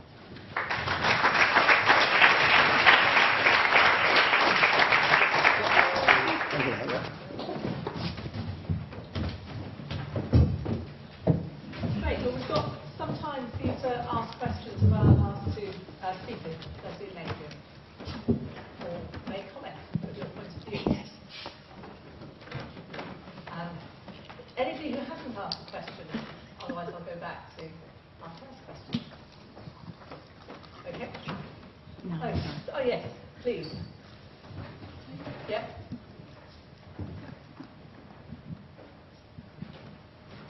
Hi, I'm Rachel Lilly. I'm from Aberystwyth University, but I also run a social enterprise that delivers behaviour change projects on energy, and I work in a local authority. Yeah. So this is my attempt to deal with the complexity of researching behaviour change and delivering it, of getting the academic research and the work on the ground. So I kind of really want to point that out, that still does seem to be so hard. My colleague here, probably, I'm in a very similar situation to him, but I'm also currently being funded through the university on an ESRC project, which is all around progressive behaviour change and critiquing behaviour change within the human geography department. So my attempt to address the issue, I guess, has been to have 2 or 3 jobs in an attempt to get the funding, be doing it on the ground and trying to make it relevant. And I came here, I guess, to try and understand a little bit more about how I could take that forward in terms of linking up funding with practice and research. And I'm still, not that I expected this would answer those questions, but I still think those questions are really, I don't know the answer to them, really. And in fact, we had a symposium ourselves in Aberystwyth only a few weeks ago where we had a lot of practitioners, and we're recognising that there were real barriers between the way that practitioners work on the ground and the way that academic funding worked. That meant that it was virtually impossible or very difficult to kind of bring all this together.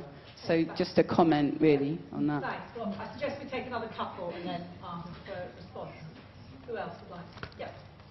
And add maybe another side to that. My name is Luke Nicholson. I run Carlin Culture. We're a social enterprise as well, working on behaviour change. Some of our funding has come from the Department of Health. Some has come from central government, DEC and so forth. I think from our perspective, there's another very interesting side to this, which is that we're trying to add a level of rigour, often in a commercial circumstance where it's just not wanted. It's just not called for, the speed and the, you know, and I think we have an understanding of how you could add mix on top of the work we're doing, a level of robustness that would be incredibly useful for the domain, also for our academic partners. We work a lot with UCL, but it's just not possible at the moment to take, so we can win commercial funding in order to do the work. We can't put on top of it with our own revenues the research that's required to move forward the domain, but actually in a collaboration with academics, potentially we could. I guess my question is from a research funding perspective, how can we join them up? Okay, thanks. And yeah. Please, up here. Yeah. Hello, it's Marimato Khorami. I'm from Translational Research Office of UCL. We're supporting researchers in UCL when they apply for MRC grant and other type of grants. I'm more curious to hear from research councils what mechanism they're looking into put in for industrial collaboration into this type of the research. Because if I just philosophically, I mean just practically, if you look at the medical research, usually research before it reaches to the point for a medicine, before it reaches to the point of being administered in the patient, it goes through a very, very rigorous process of looking at the research and making sure that it's safe and it's feasible and doing all of the check points and all the ethic around it. But in behavioral science, any type of the research immediately would make intervention, because we are from the beginning looking at intervention. And then when industries are involved, how are we going to look to formulate that and looking in the ethic part of it and being able to really do the research properly with industries? Just, I wanted to have your thoughts, please. Okay. Right. So I'll let Leslie do the impact acceleration accounts bit of this, which is a way that institutions can access relatively modest amounts of money to connect with practice, which ought to be useful in this space. I'll pick up the collaborative idea, because in research councils we are well used to having applications which have non-academic partners as part of the research process. We emphasize pathways to impact, we put money behind the notion of pathways to impact, and a significant fraction of all the research that we fund actually has the involvement of potential users in business, in government, in health, in civil society, and so forth. Clearly there's a balance to be struck. We are about excellence with impact.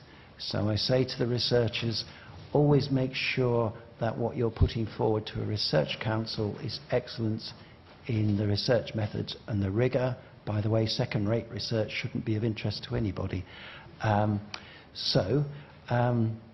Excellence with impact. For the researchers here, don't compromise the rigour if you're applying to a research council for a conventional grant, but there's plenty of opportunity and examples of collaborative research.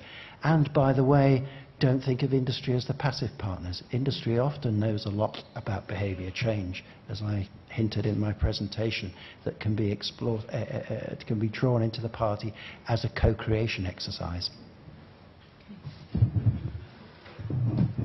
So the one thing I would guard anyone against is trawling through every website of every funder and trying to find out which slots you go for. Okay? We are a friendly bunch, I think. We will all undertake to work through that maze for you. Research offices are very well connected, but if you've got an idea to start a research project, then put an idea down on a piece of paper and send it to us and let us work it through the system. Make sure you have a point of contact with somebody in the funders. You wouldn't when you were, research is too important for this analogy, but let me just say, if you're going to go and buy a new dining room suite, you don't go to the first shop and go like that and say, oh, that will do. You do your research, you go out. Equally well, get to know your funders and have a relationship with a funder that can help you, because that's what we're there for. We're all motivated to try and get the best research out for the UK. If you have been funded by the funders, there's another route that's possible to look at how you might connect to users. It's not available in all universities, not available across all research councils, but impact acceleration accounts are becoming broader across the research council family, and they provide small sums of money that are held in an institution to come and access money to do translation research. So think about that route as well. But any one of you, there are 3 research councils here in the Wellcome Trust. If I have a second over a glass of water, because I'm not like Adrian, it's January, so I'm abstaining, but if I have a second where I'm not talking to somebody to be of use, my trip out to London on a wet Monday evening will have not been good value for the UK, and certainly not good value for me. I'm here to help, so come and talk. Thank you. Okay, yes. Robert. I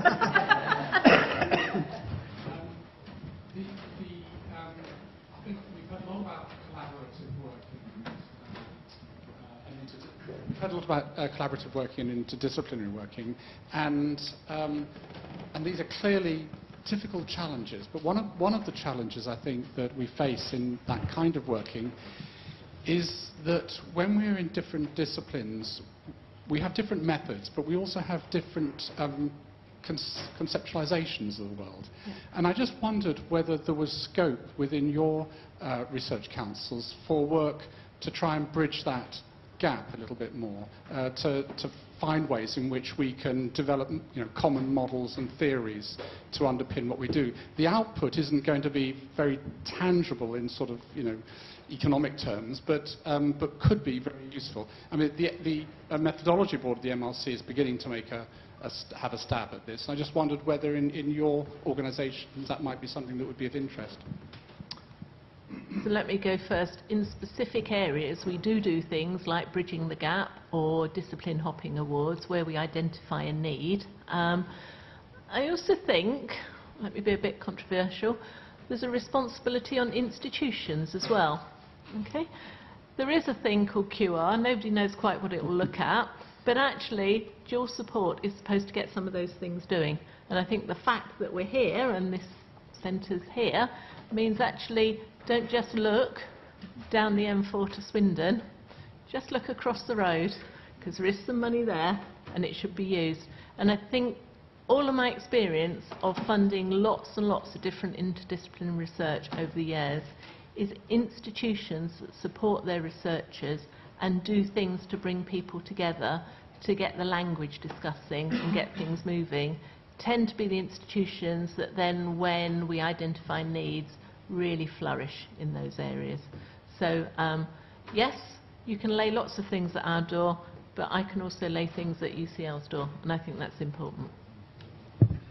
So I agree with that, but I'd just add one thing, how wise you were to use the word centre. This is an area where the accumulation of knowledge over time through a focused investment is probably going to make more progress than an individual one-off short-term 18-month here today, gone tomorrow research assistant grant. Thank you. Can I just add to this point, you know, having had experience of building the centre over the last year, is that I think this issue about disciplines not only understanding each other's language, but understanding each other's concepts is really important, and it's actually not that easy. So I think taking the centre as an example, where we have a fantastic executive committee and advisory board of many, many different disciplines who work incredibly well and productively together, I think one can get quite easily to a level where we're respectful and engaged and interested in each other's work. And I was talking to Adrian before and saying it's a bit like a really good jigsaw where the pieces are really coming together. But that's very different than actually what's needed to crack the nut of behaviour change, which is lifting the whole thing up to new, better theories, new, better methods, new, better types of evidence that none of us in our disciplines have ever even dreamed of yet. And how do we get there? We're a new set of sciences and disciplines, working in a new area. The only way of getting there is to carve out time to do it of leading thinkers who, as you were explaining, are open-minded and curious and want to do that kind of work. Now, this is a question for organisations, and I've posed within our incredibly facilitative organisation, is the incentive structures within organisations, even with UCL, with its grand challenges, which I think is absolutely brilliant, incentive structures for people spending time in developing research or whatever is still departmental and faculty based, because that's where most of the money is, etc., and just the way things have been set up. So I do think your point about behaviour change for organisations is really important, and how we manage to have the incentives for really hard-working, over-committing people with too much to do, because they're the people we need, to come together to spend the time to really, up the ante of where we're all at. So I think this is just the beginning of getting this kind of work going. But I think that, whether one calls it transdisciplinary, interdisciplinary, whatever, just increasing the quality in a way that none of us have yet envisaged is what we need to be aiming for. And it's not going to be easy, but one's got to start with a vision and then develop strategies to get there. Any other questions, comments, points? And not just for these two speakers, maybe the other speakers too, but it's just a bit crowded up here. We all get up here. Thank you. But do Hi, my name's Nora Cranston. My background is I've mostly worked either for international activist charities on human rights or within the sort of healthcare sector, either in mental health or in some of the non-departmental public bodies as kind of temporary person. So they're trying to implement policy.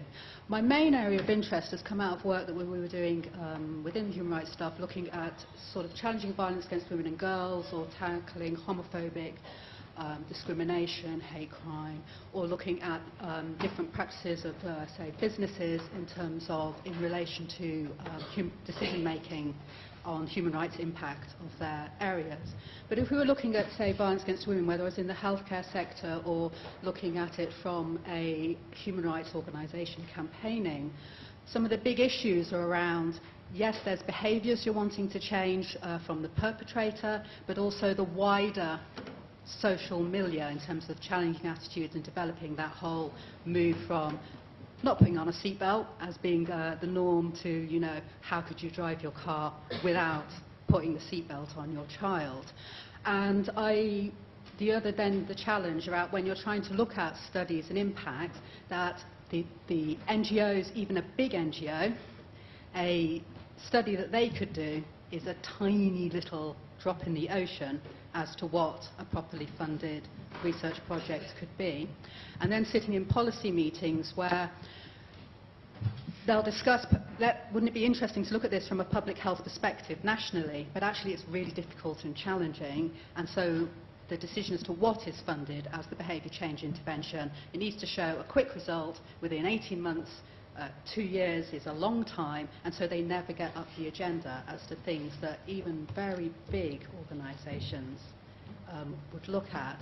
So where is there work going on across some of the Research Council that's looking at some of that work, that's looking at, I know the government did some interesting pilot work around targeting work at young children, young girls at school age, see if they would recognise abuse when they see it. Really interesting pilot project, but has that been rolled out?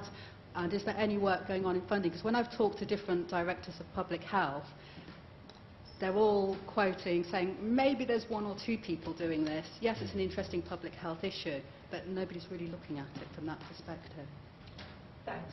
So before responses, I think this is the last round of questions. So if anybody's got any questions or points they'd like to make before we break for a drink, ask now. So 1, 2, anybody else? 3, 4, okay? Right, and then everybody has a chance to respond. Okay, my name is George Grimble from the Division of Medicine here at UCL, and I run master's programs. And what I'm about to say may be a bit shocking, which is that this type of programs, the projects that students do, actually have an enormous value. For example, just to give an example, I had 4 students who looked at the effect of a smartphone app on purchasing decisions, food purchasing decisions, testing it with food diaries before and afterwards, and we discovered that their sugar intake dropped by 15 grams. It's interesting. So what that's done basically is a pilot study which provides a power calculation for a properly funded piece of research by one of the research councils. And in a way, I think of, master's students are not PhD students, but they do very valuable work. And, I work with about 120 colleagues across UCL to deliver the program, and we are truly multidisciplinary. So I think that's something that the research councils should think about. If you ask me about the cost of this piece of research, we had 500 participants. It was £40. And so if anyone wants to pick up on that, then there's an ideal piece of work for looking at behaviour change. Thanks. Okay. Yeah. In the middle. Yeah.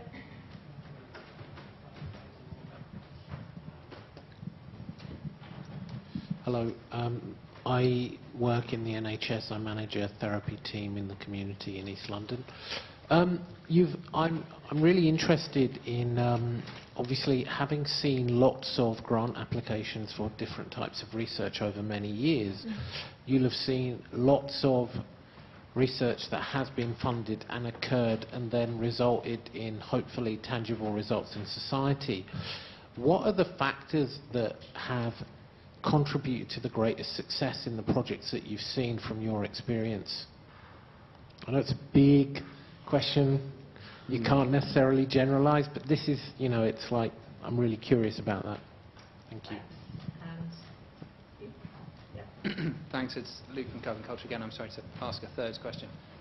This is, I suppose, about the nature of interventions. I suppose we found that you can run the same intervention in a number of different settings and get very different results, or you can use the same intervention in very similar settings and have different launch protocols or different protocols for measurement, and all those things can, and the different scales at which it operates, and the different ways these things are introduced, can be transformative, can be actually introduce more difference in the outcome than the intervention.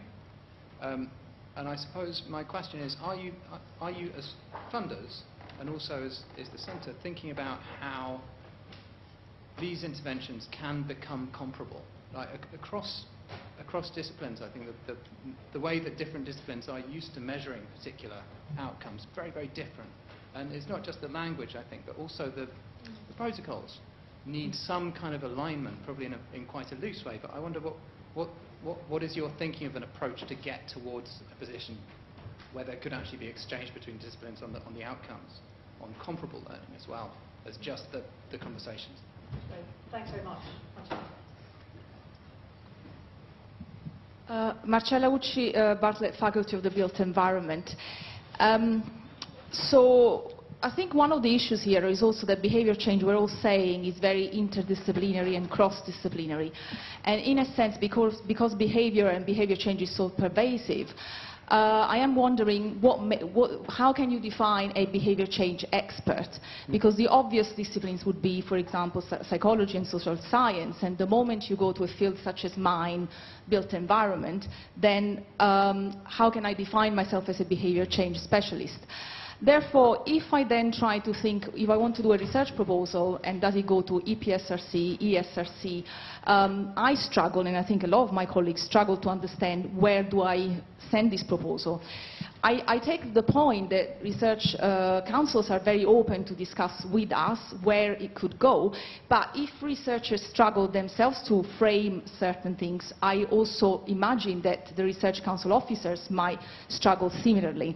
Therefore, I do think that Robert's point about trying to perhaps create some kind of cross-disciplinary facilitated councils that tries and discuss a little bit more how do you frame behavior change as a discipline across disciplines, and then how within the councils this can be then kind of funneled into suitable environments. I think it's something that is not easy to do, and I don't think a single university should or could do. It should be also facilitated by the councils themselves.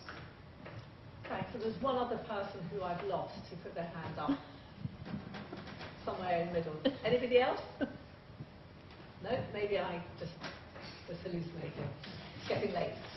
Okay, thank you very much for those questions. I'm going to invite all the speakers to give their final reflections. Hopefully between you, you'll cover that range of excellent points that were raised. Let's just do it in the order we started. So Chris, do you want to say something? Yes, I was going to pick up on the idea of utilising master's students' experience, and I think there's certainly a role within local authorities to identify those opportunities to bring in experienced researchers and apply that in a quite a flexible way. So, for example, within local services, a stop smoking service, there'll be lots and lots of different service processes which could be looked at and tweaked, and with master's students who might be able to look at a specific topic and bring some wider research experience to that. I think there is roles, and certainly within our team we've brought in some students to look at different areas, and I think that is a potential for the future. Great. Dan. Yeah, thanks. I guess probably I'll address Luke's question about like the sorry, sort of standard or kind of the differences in effectiveness or the methodology between different contexts. I mean, I think for me, one of the problems with, I guess, behaviour change as a concept is that it clearly includes so many different things across so many different areas of life, things that are intended to be a one-off change, things that are intended to change people's lives in total, things that are intended to change attitudes or change society, and things that are instead just intended to, sell you something for this one time and then never worry again.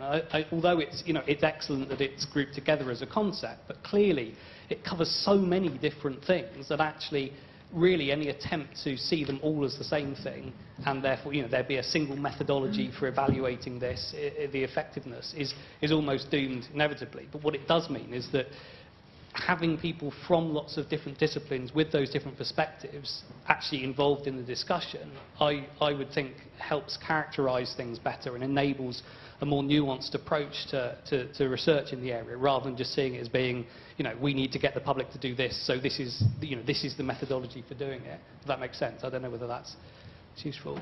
Thanks. Actually, could we just pass along to David next? Thank you.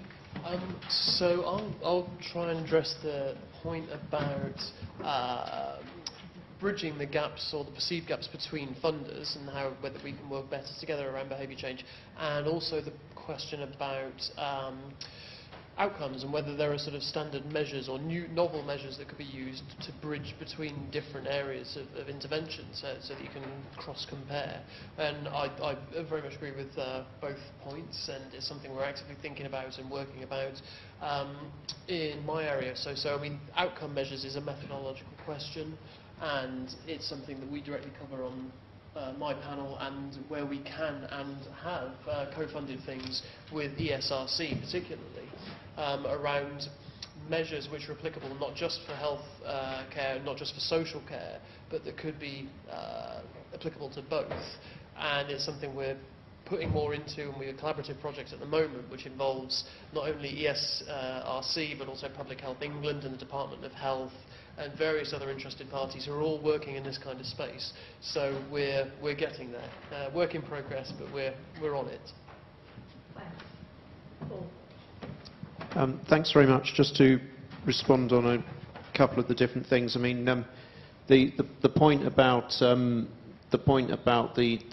contribution made by the work of those master's students. I mean, that really tallies with a sort of move that we've recently made. I mean, one of those new grants types that Jen was talking about earlier, the seeding award. We went through a few years at the Wellcome Trust where we were probably moving towards having fewer but larger grants, but I think there's been a recognition that actually with a very small level of sort of material resources, you can actually make a real difference if it's actually put into the right place. I mean, I think that that's one of the new grant schemes we've introduced, is a lot smaller than the type of funding we'd normally have, and actually, so people sort of using resources very smartly, like what was generated by those master's students, I think would look very good in the sort of new funding era that we've got at the Trust. On the other points about methodology, I mean, again, one of the characteristics of the sort of direction we're going in is that our new funding schemes are a lot more sort of placing a much greater emphasis on interdisciplinarity than perhaps we have before. I think I probably sort of echo the word the phrase work in progress that my MRC counterpart flagged just then. What we always stress to people who are applying to us is, you know, there will be people from a range of disciplines, a range of research fields judging proposals, so we really do encourage applicants to sort of be as clear in justifying their choice of methodologies as possible, to sort of really get their approach across. We don't have preferred methodologies. That's in keeping with our character as a response mode funder. What we do prefer, though, is that people make a good case for what they're doing. Thank you. Adrian? Oh, right. So, okay. So, one thing I would say is that in terms of what it is that characterises research that makes an impact, a significant feature of that is that the research builds relationships between the researchers and the potential users of that research. Some part of it will be perspiration, some part of it will be inspiration, and those three combined makes for impact. And if you ask me, I can give you some examples of that from this very building. I wanted to say two things on my wish list, but before I get to that, just on the violence point that was mentioned, we are learning just how much violence scars both social and indeed biologically subsequent lives, but also the potential for interventions which will be about reversibility and just how resilience works in those spaces. I think that's a really cutting-edge area of research to pursue. My wish list is to have a kind of what works evidence centre in this space. There's far too much assumption that behavioural economics is practical and just making it easy to do the right thing will solve the challenge of behaviour change. It's a part of, but it's only a part. So a more systematic evidence base that reaches out across disciplines, And finally, in the health space, my wish list would be to have Health Systems Research UK. We talk about health systems research very often in a developing countries context, but my goodness, we need it at home. Okay, so help me with my behaviour change. How many of you here are interested in changing behaviour research? Put your hands up. Okay. How many of you are going to remember you put your hand up the next time you do any peer review or judgment of your colleagues and proposals? Okay.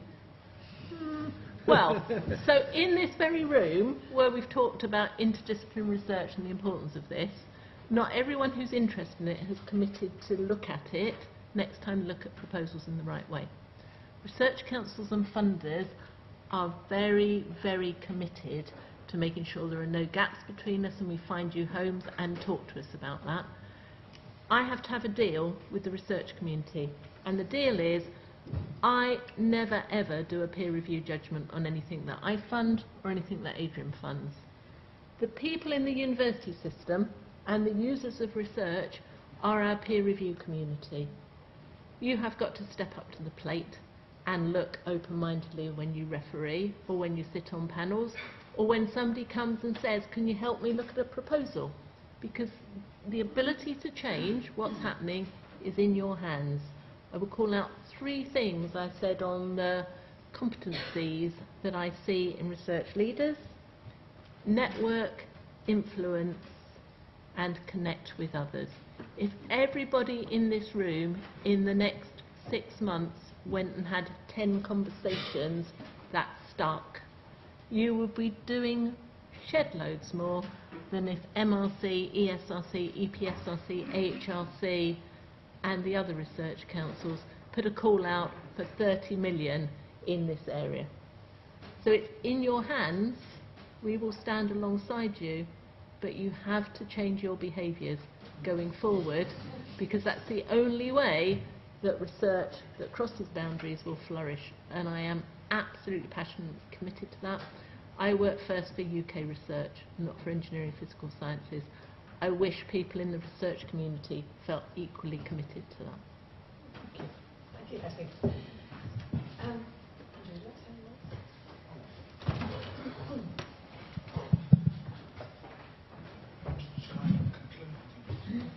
Okay, so I mean, I don't think there's any possibility of being able to sum up all the wonderful contributions we've had from our speakers and from the audience. But I will just say how privileged I feel to have been here and heard so many different perspectives from, you know, a local council showing the different areas of interest and how there are areas around the overlap of different interventions that are interested in, and the joining up of the practicalities and the showing cost effectiveness. And I think there was really quite a sophisticated research agenda that could be teased out just from those requirements that was put right at the beginning, to then the variety of perspectives we've heard from research funders, from, you know, the practicalities of the schemes that are there and that are available and increasingly through to, you know, two of UCL's, not UCL's, the UK's most influential people in research have been here talking about how they see this as interacting with their agendas. And I think saying very, very encouraging things. And so that moves on to the excitement, which is just to see how, firstly, the funders are taking this agenda seriously, and secondly, you know, how many of you researchers are showing, and practitioners of various kinds, are showing great interest in this agenda and looking at it in new ways. I think we've got it right with UCL putting a little bit of money into this centre. It feels like it's on something. And I would say that when we do have some flexible resources like impact acceleration accounts, like Dr. LeCrain has, we are skewing them towards these agendas very strongly. And some of you may also have heard that there's a plot of land next to the Olympic Park that's going to become the UCL East campus. And the central vision for that is, let's find new ways of linking education, research, public engagement and innovation. And I've seen quite a lot of the ideas that propose to go there. And an awful lot of them fit within the heading of behaviour change or participative design of various features. And that's an investment on a scale that would keep even these people up at night. And that's going to be there for, you know, generations to come. Hopefully as long as this Noble Lecture Theatre has been So there are huge opportunities for those of you that are thinking about moving in this area, looking for new partnerships. I think there are other universities trying to do just the same thing, sort of thing, because we all know what an important area this is for society and where research can contribute to solving social challenges. Andrew, thank you very much. And I'd just like to thank all our speakers for giving up an evening on a wet and windy January evening. And all of you who've come along and raised issues and contributed to this discussion. The UCL Centre for Behaviour Change is really exciting. We do lots of very interesting range of events. But just as Leslie sort of threw out the gauntlet to us as researchers, the centre is a facilitator and it's open to go in any directions, well, within reason and with resources that people want to pull or push us. So if you're not already signed up on the website, do, because then you'll keep in touch. One of the things we're going to be doing is setting up different hubs of expertise and of interest in different areas to bring together practitioners, clinicians, researchers, policymakers, etc., to really be able to explore and take some of these more specific areas forward. Our next event, a couple of people tonight, a few people, we're talking about the importance of digital delivery for behaviour change. We have a conference, Harnessing Digital Technology for Health Behaviour Change, February 23rd and 24th. I think we have about 200 delegates registered so far, and a fantastic two-day programme, but there are still some spaces left, so do go on the website and sign up if you'd like to. And finally, on the theme of the importance of networking and connectedness, whether you've got a dry January, want to stick to sparkling water, or whether, like me, you think you deserve a glass of wine, join us downstairs and do talk to all of our speakers and those of us associated with Centre for Behaviour Change. And it'd be great to carry on some of these discussions. So to get to the drink, it's basically down the stairs at the time, but there will be people showing you the way. So many thanks to everybody who contributed.